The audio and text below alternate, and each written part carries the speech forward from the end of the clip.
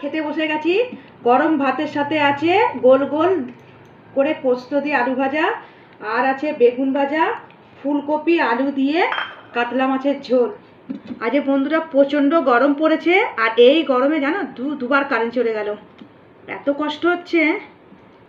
আর আর বন্ধুরা এখানে আছে আমড়ার চাটনি। এই দুপুরে বেশ খাওয়াটা ভালো হবে।